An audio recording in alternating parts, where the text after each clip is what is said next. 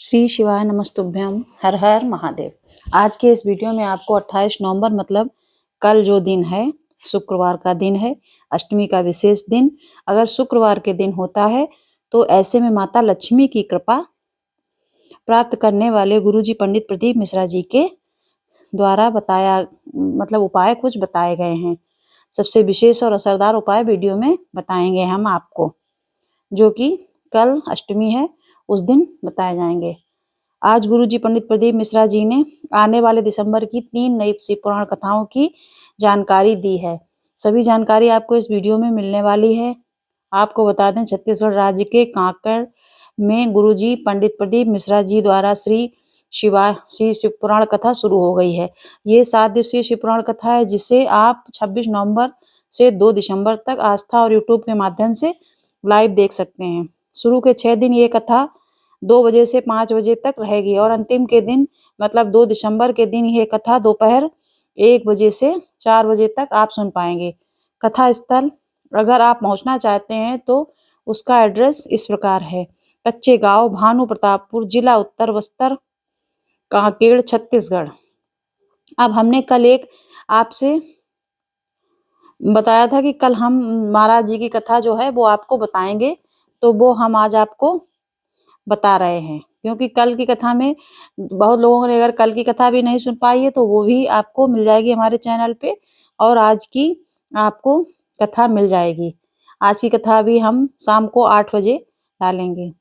तो आपको हमारे चैनल पे डेली महाराज जी प्रदीप मिश्रा, हम कुछ भी मन से नहीं बताते, जो महाराज जी प्रदीप मिश्रा जी कथा में बताते हैं वही उपाय हम करते हैं। बस उपाय करने से पहले आपको क्या करना है, भगवान पर विश्वास रखना है। सबसे बड़ी बात होती है भगवान पे विश्वास रखना।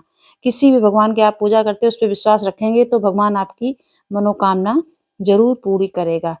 तो ये आपको सबसे पहले ये याद रखना है कि अगर आप भगवान पर विश्वास रखेंगे तो भगवान आपकी सभी मनोकामना जो हैं पूरी करेंगे। आप बढ़िए आगे बढ़ते हैं कथा की पहली विशेष जानकारी की ओर। कथा बढ़ते हैं सबसे पहले कथा की विशेष जानकारी की ओर। कथा शुरू होते ही गुरुजी ने कहा, जब भी आप घर से निकलो तो 2 काम करते हुए आपको निकलना चाहिए। घर के मंदिर में जो भगवान हैं उनका नमन करते हुए निकलना चाहिए, मतलब उनके पैर छू के निकलना चाहिए। और घर में जो बुजुर्ग हैं उनका आशीर्वाद प्राप्त करते हुए आपको घर से निकलना है चाहिए। अगर आप ऐसा करते हैं तो आपके जो विघ्न हैं वो दूर हो जाते हैं और आपके कभी भी कोई कार्य अटकते नहीं है। बढ़ते हैं आज की कथा की दूसरी विशेष जानकारी की ओर। गुरुजी ने कहा, एक होता है तरासना और एक होता है तलाशना। शिव महापुराण की कथा कहती है, इस मृत्यु लोक में हमने जन्म लिया है तो व्यक्ति कुछ ना कुछ हमेशा तलाशता ही रहता है, और ऐसा करते हुए वह व्यक्ति दूसरों में बुराइयों को तलाशना शुरू कर देता है, ढूंढना शुरू कर देता है। और जो व्यक्ति ऐसा करता है उसे जीवन में दुख और तकलीफ और कष्ट देखने को मिलते हैं। और जो व्यक्ति तराशना शुरू करता है अर्थात वह स्वयं को तराशता है, निखारता हुआ जीवन में आगे बढ़ता ही चला जाता है। बढ़ते हैं आज की कथा की तीसरी विशेष जानकारी की ओर। लक्ष्मी रानी जी पत्र लेकर आई जिसमें उन्होंने लिखा, मेरा बेटा ऑपरेशन से हुआ। उसका जन्म ऑपरेशन होने के बाद 2 साल निकल गए, तो 2 साल बाद वहां पर ऑपरेशन हुआ था, वहां पर मुझे गांठ बन गई। डॉक्टर को दिखाया तो डॉक्टर ने ऑपरेशन की कह दिया, पर मेरा मन था कि एक बार सीहोर जाएं और वहां पर जाकर भोलेनाथ से प्रार्थना करें। हम पति पत्नी कंकर शंकर की धरा में पहुंच गए। कंकर शंकर का पूजन करके रुद्राक्ष लेकर आ गए। रुद्राक्ष जल का आचमन करना मैंने शुरू किया। जहां पर गांठ हुई थी वहां पर लगाना शुरू किया। डॉक्टर को दिखाया तो डॉक्टर ने कहा कि अब गांठ गल चुकी है। उसी का आभार व्यक्त करने हम कथा पंडाल में आए हैं।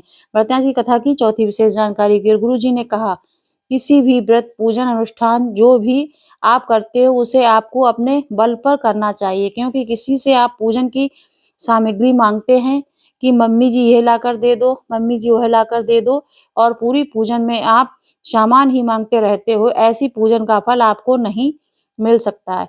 पूजन आपको अपने बल पर करना है, अनुष्ठान आपको अपने बल पर करना है, और विसर्जन भी आपको स्वयं करना है, तभी आपको आपके पूजन का फल प्राप्त होता है।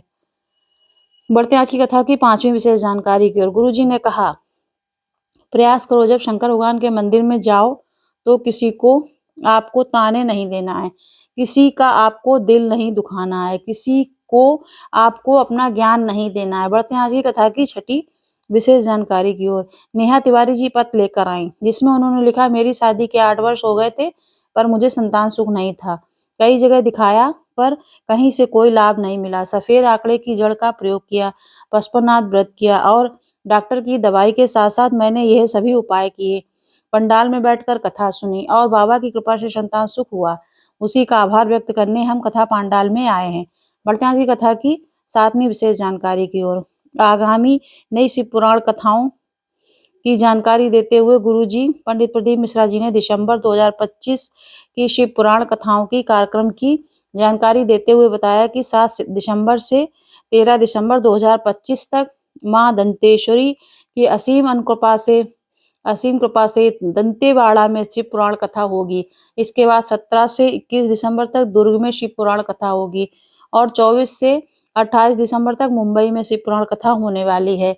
ये दिसंबर की सभी 3 शिव पुराण कथाओं का कार्यक्रम है, जिसे आप पंडाल में भी जाकर कथा का श्रवण कर सकते हैं और आस्था यूट्यूब के माध्यम से भी आपको कथा देखने को मिलेगी। कथा का समय दोपहर के 1 बजे से 4 बजे तक रहने की उम्मीद है। बढ़ते हैं आज की कथा की 8वीं विशेष जानकारी की ओर। गुरु जी ने कहा, झूठ कब बोलना पड़ता है? जब हमारा किसी के प्रति पूर्ण विश्वास नहीं होता है, भरोसा नहीं होता, दृढ़ता नहीं होती। बढ़ते हैं आज की कथा की 9वीं विशेष जानकारी की ओर।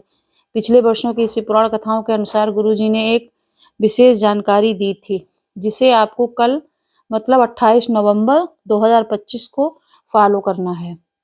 माता लक्ष्मी की कृपा प्राप्त करने के लिए आपको इस शुक्रवार की अष्टमी को अपने घर में 2 दीपक प्रज्वलित करना। भगवान विष्णु की और माता लक्ष्मी की कृपा आपको प्राप्त होगी। घर में जितनी भी आर्थिक समस्या चल रही है, वह सब दूर होती है।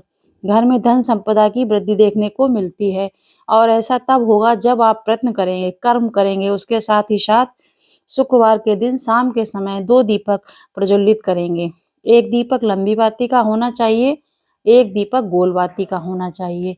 यह दीपक आपको अपने घर पर ही भगवान का जो आपका मंदिर होता है, वहां पर प्रज्वलित करना है। इसके साथ जब दीपक प्रज्वलित हो जाए, तो वहीं पर बैठकर भगवान के सामने दोनों हाथ जोड़कर भगवान का आपको स्मरण करना है।